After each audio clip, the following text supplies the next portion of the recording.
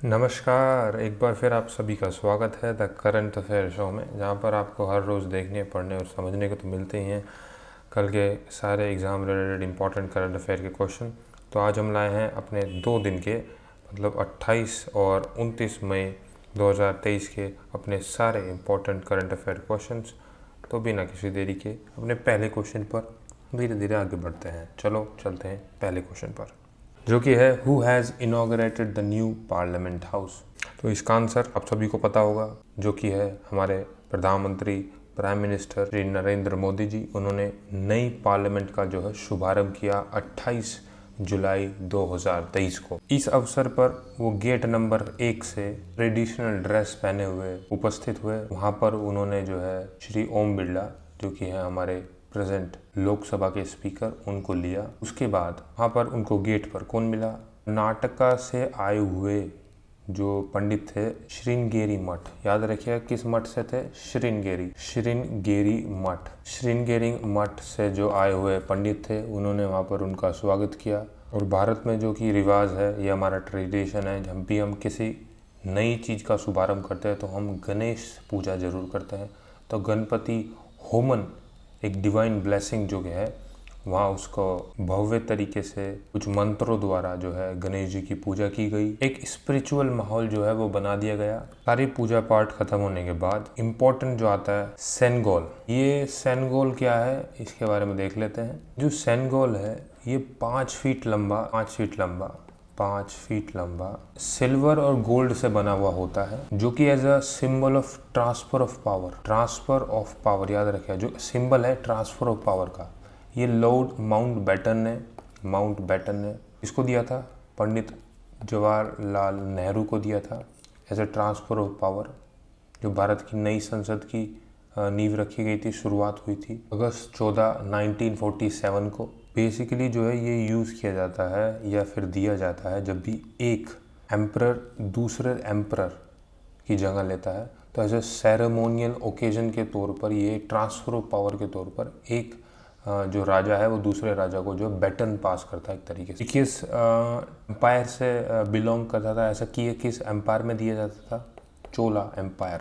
तो Tamil kingdom of your के अंदर जो था, तमिल किंगडम, तमिलनाडु के अराउंड जो तमिल किंगडम था, उसके अंदर वो था चोला एम्पायर। तो वहाँ उस एम्पायर के अंदर ये जो है ट्रांसफर ऑफ पावर जो है ऐसा दिया जाता। और 1947 के बाद ये हमारे उस समय के प्रधानमंत्री पंडित जवाहरलाल नेहरू को दिया। तो तब से ही जो है ये इलाहाबाद म्यूजियम में जो है रखा हुआ था। वो मोदी जी ने ये 5 फीट लंबा जो सेनगोल इसको लिया और नंद स्वामराम ये ट्यून जो है पीछे से बजती हुई हाथ में पकड़े हुए मोदी जी जो है उसको जो है स्थापित किया नई पार्लियामेंट बिल्डिंग में। तो ये था आंखों देखा हाल। अब इसके बारे में थोड़ा फैक्ट जान लेते हैं। बना क्यों, क्या जरूरत पड़ गई? देखिए, जरूरत जो पड़ गई कि 2026 में डिलिमिटेशन आने वाली है।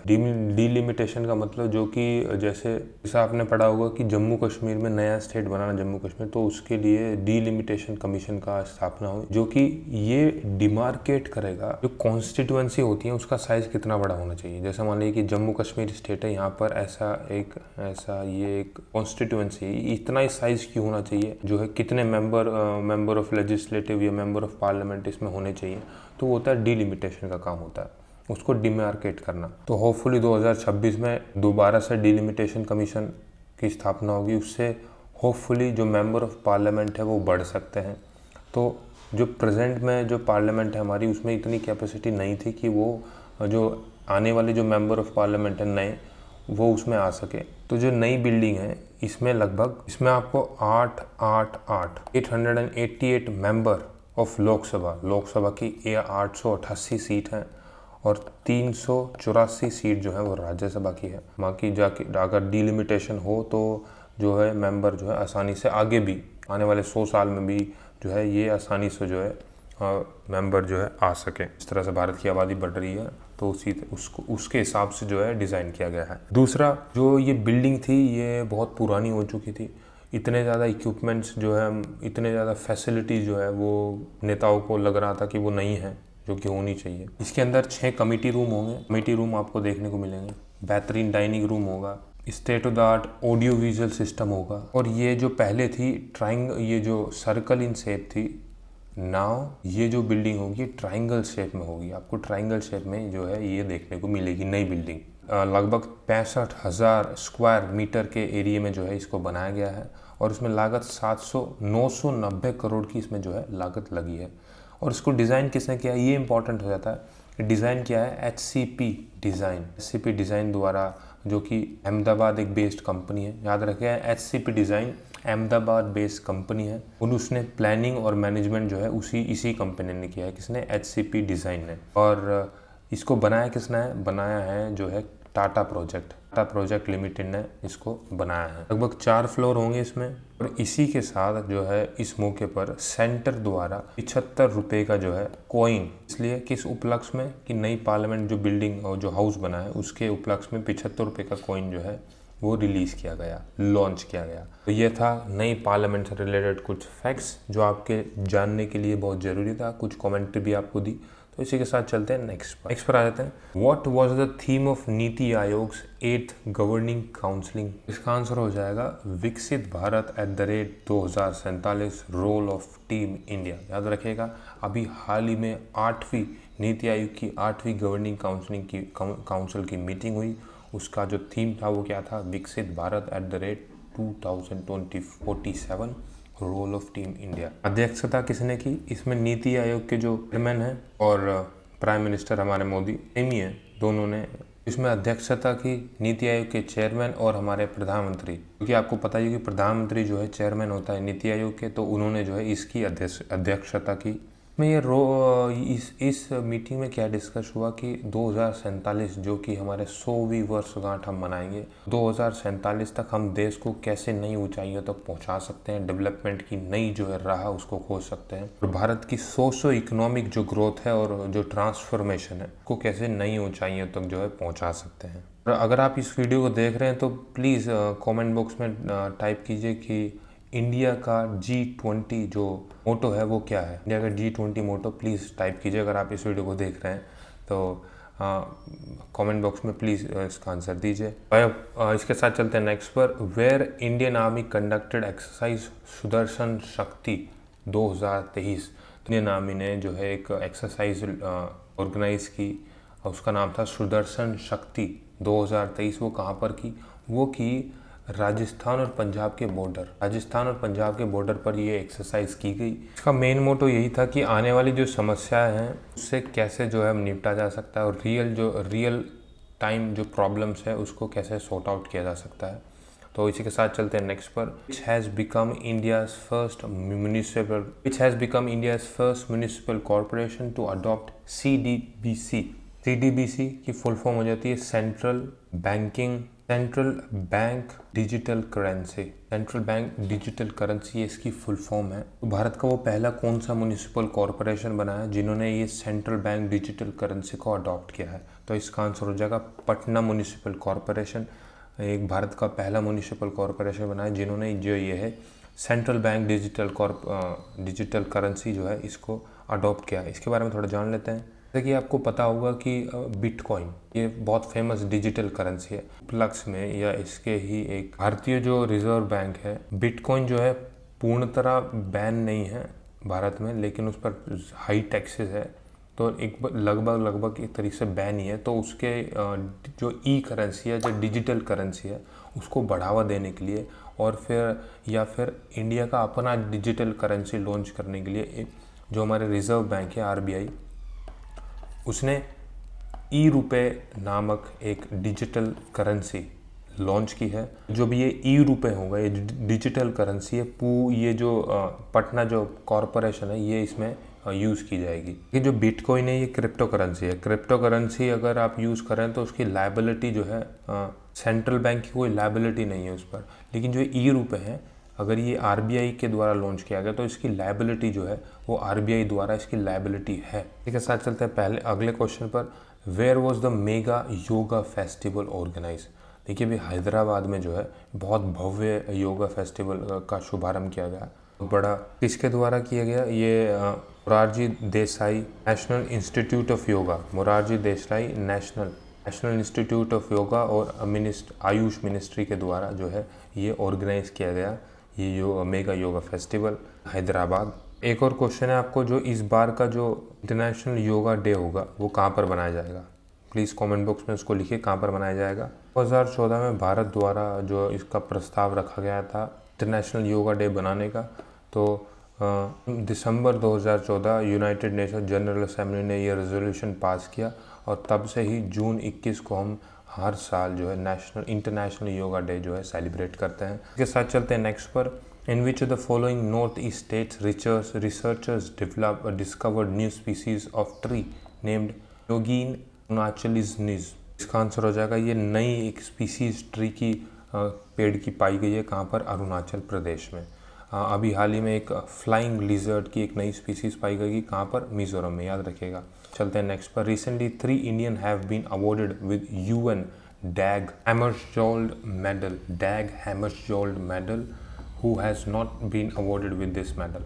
तो अभी 3 भारतीयों को जो है ये UN के द्वारा डैग हैमर्सजोल्ड मेडल जो है दिया गया। उसमें से बताना है ये इस जो ऑप्शन दिए हैं इसमें से बताना कौन वो नहीं थे। देखिए 3 ऊपर के जो है शिशुपाल सिंह, सामवाली राम विश्नोई और सबीर ताहिर अली, इनको जो है UN द्वारा ये अब मेडल दिया गया है। ये UN peace keeping force Bharat द्वारा भेजे गए थे। उनके उच्चतम बलिदान ये अवार्ड दिया गया है। जो 3 जवान थे ये BSF से रिलेटेड थे, BSF बॉर्डर सिक्योरिटी फोर्सेस के पर्सनल थे। वो शिशुपाल सिंह और सामवाली राम बिश्नोई जो ये थे, ये 2 थे। ये स्टेबलाइजेशन मिशन था डेमोक्रेटिक रिपब्लिक ऑफ कॉन्गो, वहाँ पर इनकी तैनाती थी। और सबीर ताहिर अली जो थे ये की तैनाती थी इराक में। UN असिस्टेंस मिशन के पर थे ये UN असिस्टेंट मिशन पर थे सबीर ताहिर अली। ये अवार्ड है डैग हैमर्सजोल्ड। ये UN पीस कीपर्स को दिए जाने वाला एक हाईएस्ट ऑनर अवार्ड है। साथ चलते हैं नेक्स्ट पर। North India's largest garment fair NIGF 2023 has been organised at which of the following places? तो इसका आंसर हो जाएगा नोएडा। उत्तर प्रदेश के गौतम बुद्ध नगर या नोएडा में जो है ये नॉर्थ इंडिया का लार्जेस्ट गारमेंट फेयर इसको ऑर्गेनाइज किया गया। इसी के साथ चलते नेक्स्ट पर। Asian development bank India sign $141.12 billion loan for industrial corridor developed in which of the state? तो इसका आंसर हो जाएगा आंध्र प्रदेश।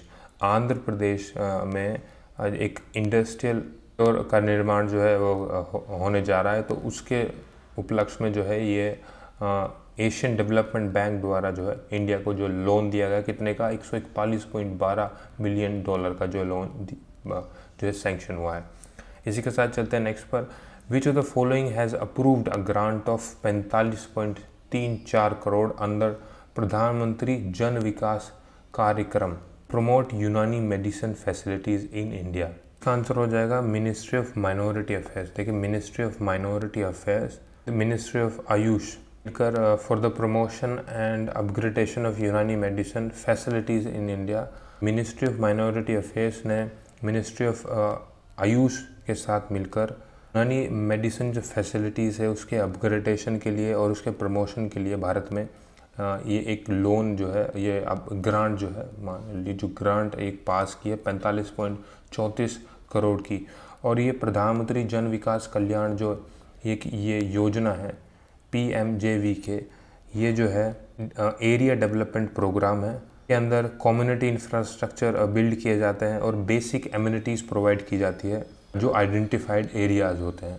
रखिएगा PMJVK एक community development India development programme है। साथ चलते हैं नेक्स्ट पर। Who has appointed as CII प्रेसिडेंट? CII का मतलब हो जाएगा कॉन्फेडरेशन ऑफ इंडियन इंडस्ट्री। तो उसके प्रेसिडेंट के तौर पर 2023 और 24 के टर्म किसको जो है प्रेसिडेंट नियुक्त किया गया है? दिनेश। ये TVS supply chain solution executive के वाइस चेयरमैन है। इनको जो है CII कॉन्फेडरेशन इंडियन इंडस्ट्री द्वारा जो है प्रेसिडेंट जो है 2023 और 24 के लिए नियुक्त किया गया है। CII है, ये एक non government non profit organisation है जिसका काम जो है ऐसा माहौल भारत में जो है देश में तैयार करना जो कि भारत को प्रगति पर ले जा सके, डेवलपमेंट की ओर ले जा सके। साथ ये गवर्नमेंट अथॉरिटीज़ के साथ पार्टनरशिप करते हैं, सोसाइटीज़ के साथ पार्टनरशिप करते हैं, गवर्नमेंट के साथ कंसल्टिव एडवाइजरी प्रोसेस में भी ये है जो है अपनी भूमिका जो है निभाते हैं। इसी के साथ चलते हैं नेक्स्ट पर। तो इसी के साथ जो है ऑप्शंस देख लेते हैं। नामदेव गावनकर, इनको जो है प्रेसिडेंट बनाया गया है ताइक्वांडो इंडिया का। जय कुमार एस पिल्लई, ये IDBI के CMD बने हैं अभी। और सुमन शर्मा, ये UPSC की एक नंबर जो है इनको बनाया गया है, याद रखिएगा। चलते हैं। Union government sign agreement with how many states to start digital crop survey. Union government ने एक MOU memorandum of understanding sign किया 6 भारतीय राज्यों के साथ, जो कि हैं आसाम, गुजरात प्रदेश, उड़ीसा, राजस्थान और Uttar Pradesh. Digital crop survey. Digital crop survey ये पार्ट है digital ecosystem for agriculture. Indian digital crop survey है, ये पार्ट है IDEA digital ecosystem for agriculture का, जिसकी शुरुआत 2020 में हुई थी। किस लिए? तो एग्रीकल्चर को बहुत मजबूत बनाया जा सके, जो क्रॉप जो उगाई जा रही हैं उसको देख रेख कर सके कि किस राज्य में कितनी कौन सी क्रॉप उगाई जा रही है, उसकी पैदावार कितनी है, उसको हम कीटाणु से मुक्त कर सकते हैं और पैदावार बढ़ा सकते हैं। सॉइल की फर्टिलिटी, इन सब की जो है एक जांच और डाटाबेस तैयार करने के लिए जो है डिजिटल क्रॉप सर्वे को जो है उसका जो है शुभारंभ किया, डिजिटल क्रॉप सर्वे को लॉन्च किया गया। इसी के साथ चलते हैं नेक्स्ट पर। State government has announce the formulation of green hydrogen policy. देखिए अभी एक ग्रीन हाइड्रोजन पॉलिसी की शुरुआत करने कौन सा राज्य जा रहा है, वो हिमाचल प्रदेश। हिमाचल प्रदेश राज्य जो है, वहाँ के जो चीफ मिनिस्टर है कि जी, वो जो है उन्होंने ये प्रस्ताव रखा कि वो ग्रीन हाइड्रोजन पॉलिसी की जो है शुरुआत करेंगे, जिसमें कि ग्रीन हाइड्रोजन को समझें तो इसका सीधा सा मतलब ये होता है, हाइड्रोजन जो है वो जनरेट किए जाते हैं थ्रू रिन्यूएबल एनर्जी। मतलब कि जैसे आप सिंपल भाषा में समझे कि इलेक्ट्रोलाइसिस की जाती है इसमें, और OH जिससे कि बिजली बनती है, हाइड्रोजन फॉर्म्ड होते हैं इसमें। इलेक्ट्रोलाइसिस ऑफ वाटर किया जाता है इसमें यूजिंग रिन्यूएबल एनर्जी, जैसे कि मान लीजिए like solar energy, wind energy. क्या होता है कि कम जो है वो कार्बन फुटप्रिंट्स होते हैं, एमिशन कम होता है। इसी के साथ चलते हैं नेक्स्ट पर। आई होप आपको समझ में आया होगा। होप ये वीडियो आपको अच्छी लगी होगी। अगर आपको अच्छी लगी तो प्लीज़ सब्सक्राइब कीजिए, जो आप कर नहीं रहे हैं। कोई नहीं कर रहे हैं तो कुछ नहीं, के लिए ऐसी वीडियो जो है लाता रहूँगा डेली बेसिस पर। आप करंट अफेयर के आपको क्वेश्चन जो प्रोवाइड करता रहूँगा, भी कुछ इंपॉर्टेंट टॉपिक्स पर आपको वीडियो मिलती रहेगी। देखिए मेरा काम जो है आपको वीडियो प्रोवाइड करना, आपको अच्छा एक मटेरियल जो है प्रोवाइड करना है, सिंपल भाषा में आपको समझाना है, और बाकी जो है आपकी मर्ज़ी है। साथ अपना ध्यान रखिए, तंदुरुस्त रहिए, ये मुस्कुराते रहिए, हमेशा रहिए। जय हिंद, जय भारत।